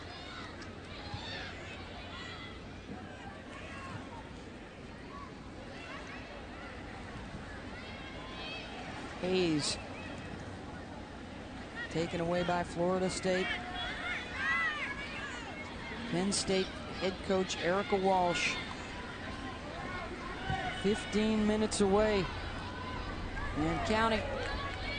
Former assistant coach for FSU, Coach Mark Krikorian, was here as an assistant on the Florida State bench in 2007.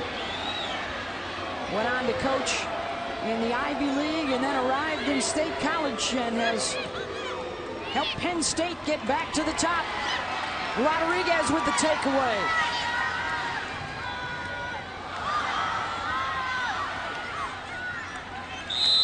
Costa. And whistled for the push-off. There's a look at Erica Walsh in her 6th year. She's born out of the same philosophy as Mark Krikorian. No one in the game I look to more than Mark, she told us yesterday. And a lot of times, Julie, you hear coaches say they don't like to play former assistants or friends of theirs. But both she and Mark said we're thrilled to be here and playing against each other. That means our teams have been awfully good this year. And I think what makes Mark Krikorian such a strong coach, and both of them, is there's tremendous respect. Everyone you talk to that talks about Mark, talks about Erica, they value that. They want to mentor people. They want to help. They want to teach. Brynjarsdottir strikes and just misses wide. McCarty arguing that McNulty got a fingertip on it and it should be a corner kick, but Ian Anderson says no, it's a goal kick.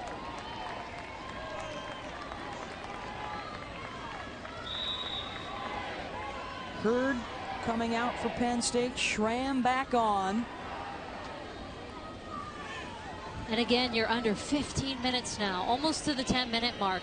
Florida State has to do a better job of changing their tactics, sending more players, creating more opportunities in their box. Hayes.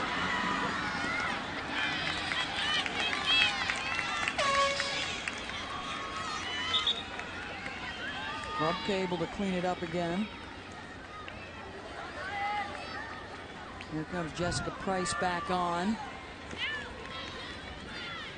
as well as Mallory Weber. We'll take a moment to remind you the NCAA Women's College Cup continues with the National Championship match Sunday at 4 Eastern on ESPNU. For more coverage and info, visit NCAA.com, your home for all 89 NCAA championships. Maya Hayes with a goal in the 57th minute, standing right now as the game winner. And it looks like with the Price substitution, number 6 for Florida State coming back on, she stepped into the midfield. And she's also, it looks like, sending Schmidt forward. So they may be switching to a more direct 4-3-3 rather than the 4-5-1. Price, McCarty up top.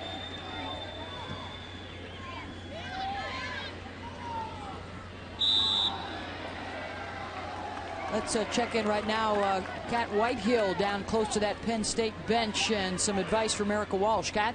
Yeah, well, they were talking how they started in a 3-5-2. Well, now they're going much more conservative. They want to go into that 4-back. Erica Walsh told number 7, Corey Person, I want you to play more right back than I want you to play right mid. And right now, ever since she said that, Corey Person has been all right back the whole time. So making sure that she doesn't do anything to take any risk at this point. Corey just turned it over, number 7 in blue, and now Florida State will look to build.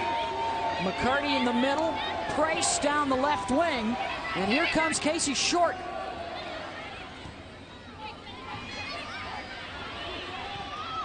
Dropping it off. Jarina. Fields. Off the bounce in front, headed out.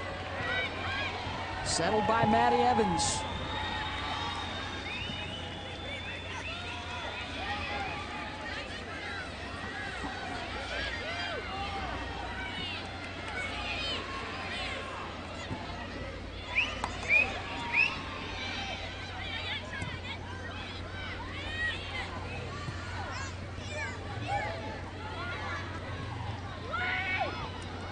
McCarty cuts it back in, goes to the left, save, McNulty, second chance, and the one-timer misses wide by Jarina.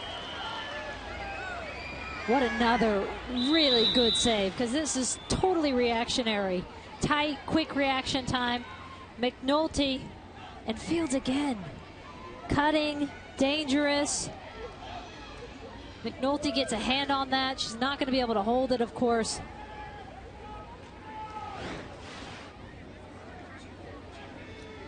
The senior from Winnipeg up in Canada was huge in their third-round win over Michigan, a victory in PKs, when the Wolverines went up 2-0 in penalty kicks, and then McNulty saved 3 in a row, and the Nittany Lion kickers made 3 straight to win it. Saved their playoff dreams. Raquel Rodriguez on her feet. 80th minute in the national semis. And Penn State now close to 10 minutes away from their first trip to the national championship game. And number 7 for Penn State, Person, now firmly planted. As Kat mentioned before, firmly planted on that back line, because now you're going to see Florida State in these final 10. They're going to send some numbers. They're going to take their chances. So they're going to go into that 4-4-2 system to try and hold on to this 1-0 lead. Rodriguez to the sideline. Bree Garcia, the 5th-year senior, comes on.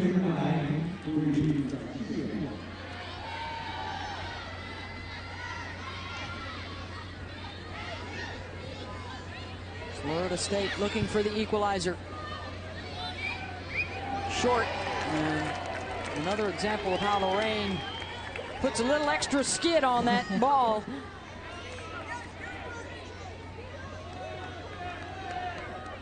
It's been pretty steady here in the second half tonight.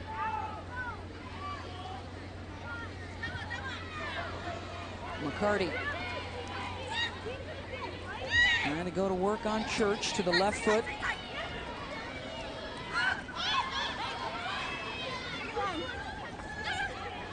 Short with a run into the area.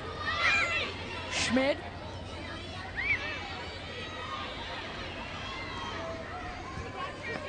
Back to Murakami, and now to the feet of Schmid. More possession here for Florida State.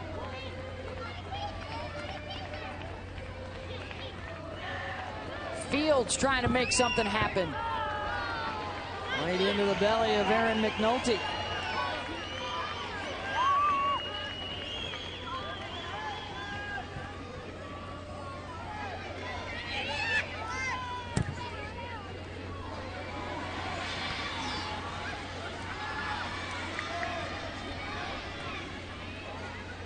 Florida State cruised through the first 3 quarters of the regular season, hit a couple of speed bumps late in the year, lost 3 games late in the regular season, but then were able to get it back together for the NCAA tournament and the push into the semis.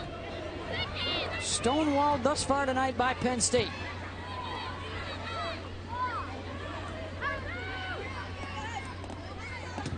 If they can find number 14 in White McCarty, one of the most dangerous goal scorers in the country, and running on and right in front, McNulty's got it.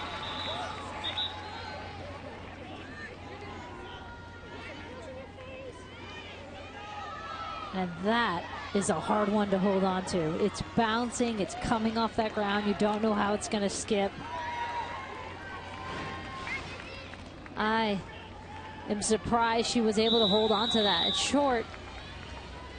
Getting involved, there's McNulty, because there are Florida State players. And McCarty ready to pounce. That was a terrific ball there from short. The former Florida State goalkeeper now between the pipes for Penn State. Has helped the Nittany Lions hang on to this 1-0 lead. The pressure mounting here from the Florida State attack. Brynjarsdottir out to Fields. Fields, terrific cut. The pass in front, cleared out of the 6. Brynjarsdottir backtracks. Price. McCarty immediately double teamed.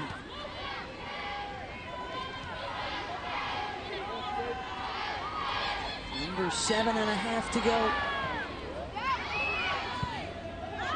Penn State having a heck of a time containing Fields on that right side. And as we get to those last 7, it's just you gutting it out. They are exhausted, especially playing in that 3-back. The corner kick in the 84th minute now. And a handball whistle. The handball by Fields. But there's a perfect example of if you can just start cranking them from outside. There's so many bodies behind the ball, in the box, in front of McNulty. Those deflections are going to happen. You got to give up on the pretty ball and start launching them in there and hoping, even driving them in from outside the box. Hoping you get a deflection, a skip, get numbers in there.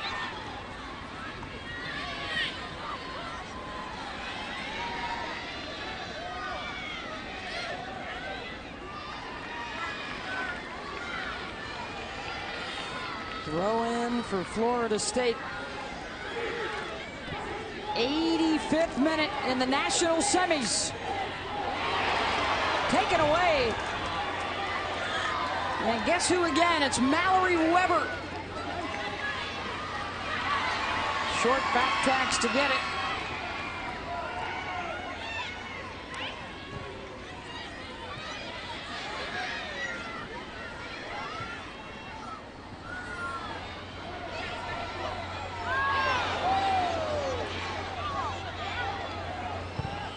Fields cleared out of the area again.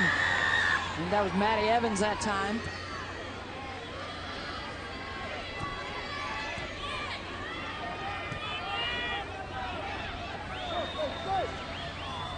Jarina stays on her feet. Jarina through a lot of traffic, pulls the trigger. Corner kick, Florida State.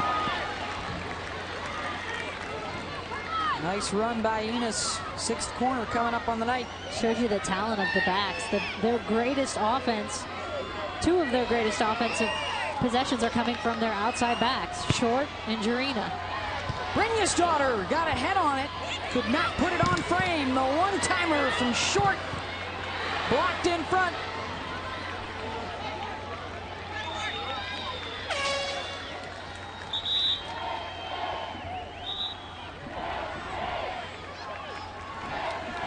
Kelsey Wys making the run back to goal. She was up across midfield for that corner kick. It's all hands on deck here with under 4.5 to go in the 86th minute in the national semis.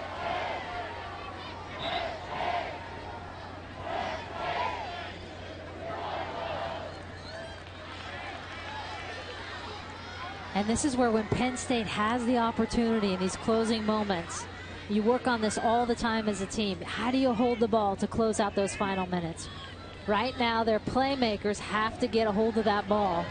Get it into the corners. You don't stop it in the corners, but patiently hold on to it. They've gone from a 3-back to a 4-back to Julie. Right now, it's a 6 or 7-back for this Penn State defense. Nairn is starting to sag now into the defensive third. And you get into this mindset that it's almost this desperation, so you just start woofing the ball forward, and then you just hurt yourself some more because you're not holding it. You need to grab that ball back. Right now, Florida State getting every loose ball. 3.5 to go for one of the Seminoles to make a play.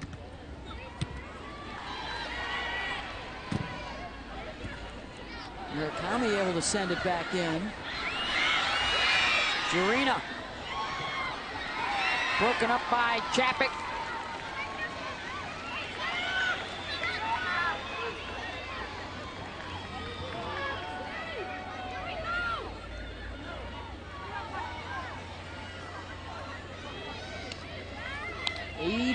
Minute.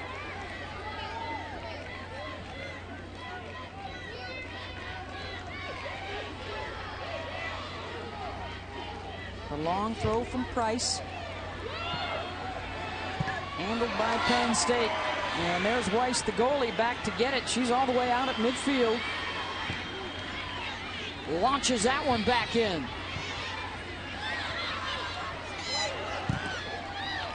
A loss in the semifinals in 1999, again in 02.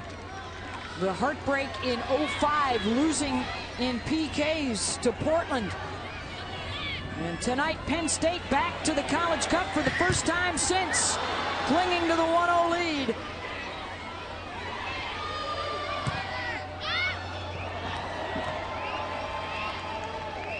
And into the hands of their senior keeper, Aaron McNulty, who will waste a little time here. Under 2 minutes to go in the 89th minute. College soccer, the clock winds down to 0. No stoppage time added.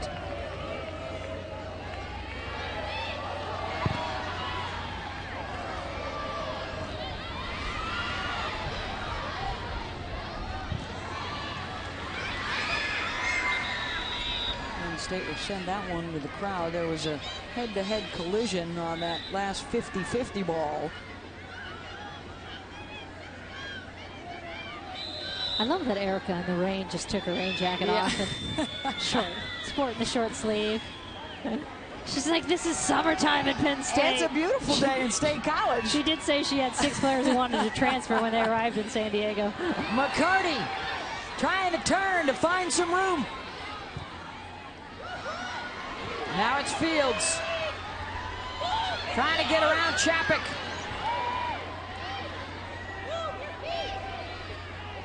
Jarina to the end line.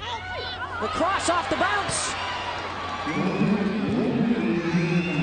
90th minute.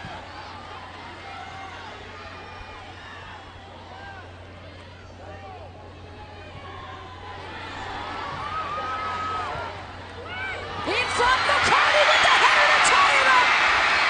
In the 90th minute, the equalizer for the Seminole All-American.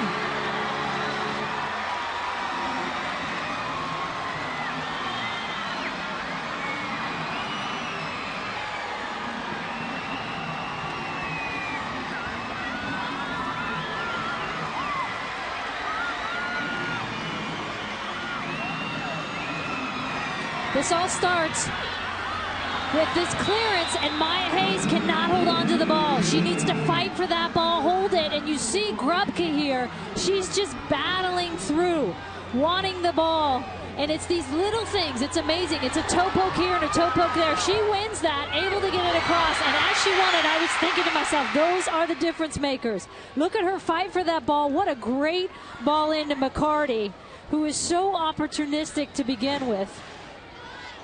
And really, it's a situation that shouldn't even happen, right? If you hold on to it in the beginning. What a play by Kristin Grubka taking on Hayes. And then 2 Penn State players to get the assist of the McCarty goal. And the equalizer in the 90th minute. And the semifinals are headed to golden goal overtime. And what a clutch moment. And what an absolute heartbreaker that is, though, emotionally for you. I mean, I'm looking at that Penn State team right now, and those just rip the heart out of you because it's the dying moments. Yep. You think, oh, if we could have just gotten a toe on that, if I could have cleared that. I mean, the little things that make a difference. They were 40 seconds away from playing in the national championship, denied by the Seminoles. Golden goal is coming up next.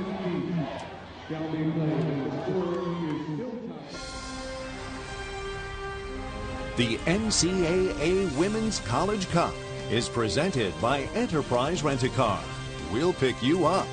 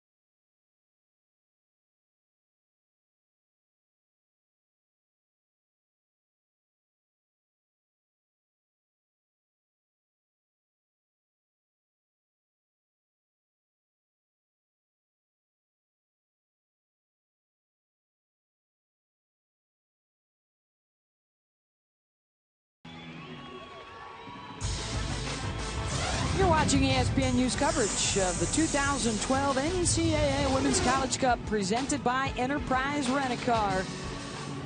They've already been in overtime once in this postseason, both for Penn State and Florida State, and they are back there again. Golden goal for a chance to play for the national championship on Sunday. We will play 2 10-minute overtime periods. If there is not a goal, we will move on to PKs, but one strike here wins it. And let's check out the goals in regulation. Maya Hayes making that run to the near post. Weber playing it across, and she finishes it nicely. And then in the dying moments of the game, 40 seconds left, Penn State desperately trying to hold on, and Florida State just sending numbers. You see what can happen when you're just fighting for balls, flying in the pucks. And Grubka, the perfect example for this. She fights through, not the prettiest thing you've ever seen, but look at her fight, and what a ball that is. And what a finish by Tiffany McCarty, her 17th on the season, her 10th in this postseason alone. And now, with all the momentum on the Florida State side, and Julie, a Penn State shape that was so different for the last 20 minutes or so of that second half is going to have to reconfigure again. They're going to have to reconfigure, but you want them to play aggressive like that because so much of that game, Florida State was on their heels, and Penn State in that dying moment, they just couldn't hold on to the ball. They lost their possession. They went into a bunker possibly a little bit too early, weren't holding on to it, weren't killing off the game. And when you get into that situation, you've just got so many players coming at you. Kat Whitehill, what are you hearing down on the field? Well, it was two kind of different huddles. Penn State was like, stay positive. We've done this a million times. You know, when you have 1 minute left in the game and you almost had that victory, they're trying to cheer their team up. While Florida State coach Mark Krikorian was saying they had their chance to win the game. Now it's ours. Just be prepared for the counterattack. So two somewhat different huddles there, and it'll be interesting to see what happens in the overtime. Neither side has lost in OT this year. Winner will face either Stanford or North Carolina on Sunday. That's our second semifinal coming up, but we've got bonus soccer for you here in Golden Goal OT. Yeah, what I do like is that right away, Maddie Evans, number 18 for Penn State, she grabbed, did you see her in the middle of that huddle? She grabbed the team together, and you could see her talking with passion, saying, we're fine, we're fine. I mean, that is great leadership because it's gut-wrenching giving up a goal that late. McCarty, the game-tying goal in that 90th minute, number 14 in the white jersey for Florida State. And just a terrific hustle play by Kristin Grubka.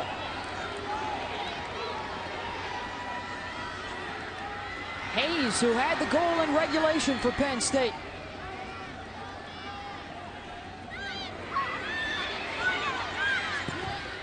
Sent in by Evans, and redirected, and Penn State wins it in overtime. And for the first time in history, the Nittany Lions will play for the national championship.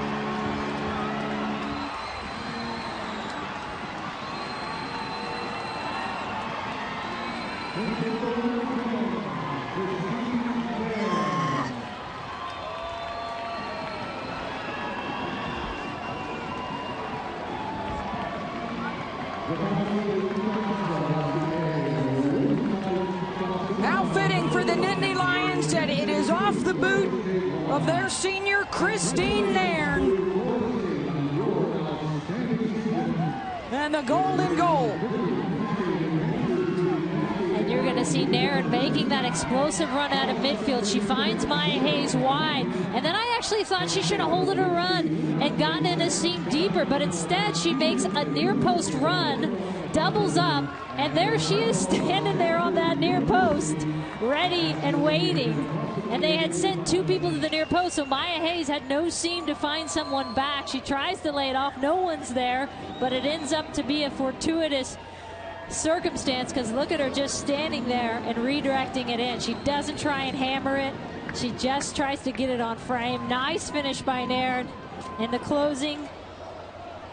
Wow. We both kind of looked at each other and said, oh, that ball's a little bit off the mark. Maddie Evans looked like she was late arriving to the party. But what a ball that she played in front to Christine Nairn. And the golden goal to win it in the 92nd minute. And they will play for the first national championship in school history on Sunday. How about that for a quick rebound after giving up the equalizer in the 90th? A minute and 2 seconds into overtime, they win it.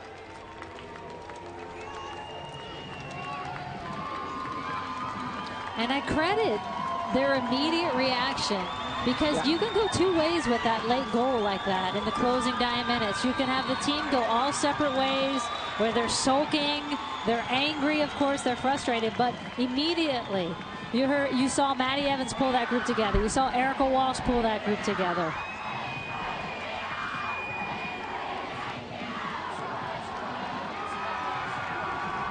A disappointment for Florida State, and the jubilation on the other side for the Nittany Lions.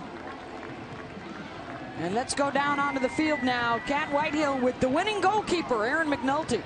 Aaron, you were here in 2007 with Florida State, and now you're here with Penn State and you just defeated them. Tell me how you feel right now. I'm so proud of my team. I think people count us out. We're a great soccer team. We work so well together. I'm so proud of my team. I'm so happy to be part of this and to represent a great university. You made some incredible saves tonight, even in this weather. What is your mindset as a goalkeeper, knowing that every single save is going to be difficult? I think I was telling my team as soon as I saw it raining outside, I mean, I was hoping for a nice day in California, but I said this defines our season. We are the better team when there's any diverse conditions, no matter what it is, whether we're down a goal or whatever. Same thing, what I told them going into overtime, you know. A lot of teams would fold over with the momentum. I mean, they scored a great goal in the 89th minute. This team is just great. I mean, we've handled every situation with class, and I'm so proud of them. Well, congratulations and good luck for the final. Back to you guys. Playing in the national championship match with their second different team, Florida State in 2007, and now taking Penn State there on Sunday.